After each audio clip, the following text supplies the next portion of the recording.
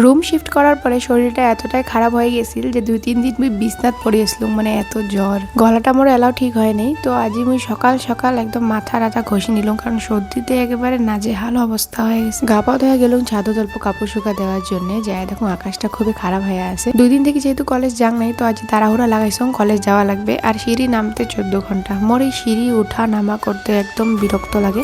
এই সিঁড়ি চড়া মোর শখটা ক্লাস 5-তে হয়ে গেছিল কমপ্লিট, কারণ এই ক্লাস 5-ত মুই যখন ক্লাস উপরত আছিল তখনই মানে সিঁড়ি এত পরিমাণে উঠা নামা হয়েছে, মোর তখন শখটা একবারে মিটে গেছে।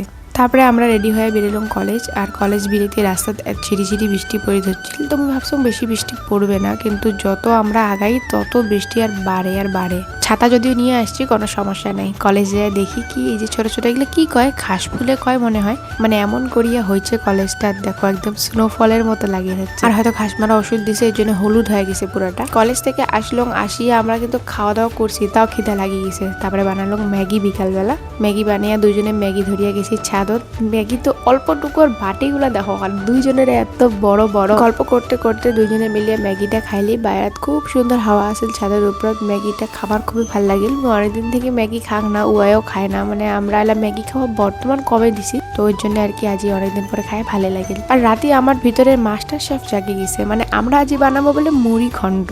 মুড়ি ঘন্ট আমি কোনোদিনও বানাং নেই, যাই হোক আজি বানাং, দেখো কেমন লাগে। সাথে বানিয়েছি শুটকি মাছের চাটনি। সেদিন তো শুটকাগুলো নিয়ে আসছি বাজার থেকে, তোমাকে দেখালুঙে। দেখো আজি এত টেম্পটিং লাগে দিচ্ছে না দেখিয়া, মানে কি কমর জিবাত পানি আসি দিচ্ছে এলাও। শুটকি মাছের চাটনিটা তো বানাবার পাং, ওটা মুই বানিয়ে নিছং ঠিকঠাক করিয়া। কিন্তু এই যে মুড়ি ঘন্টটা আমি কোনো দিনও বানাং নাই, খালি ইউটিউবে দেখবার রেসিপি দেখিলাম কেমন করে বানায়, তাও কবার না পাং। মাছের মাথা ভাঙাইতে যে মোর দেখো কি অবস্থা হওয়া হচ্ছে রে। তো তোমাকে দেখাং কেমন হয়েছে, যে দেখো এমন করে আমি বানাইছং সবগুলো একসাথে দিয়ে তেলত ভাজি জল ঢালি দিই। জানো না মোর প্রসেসটা ঠিক না ভুল, তোমরা যদি কাউ জানি থাকে তো অবশ্যই কমেন্ট করে জানান যে কেমন করিয়ে মুড়ি ঘন্ট বানাইলে টেস্টি হবে।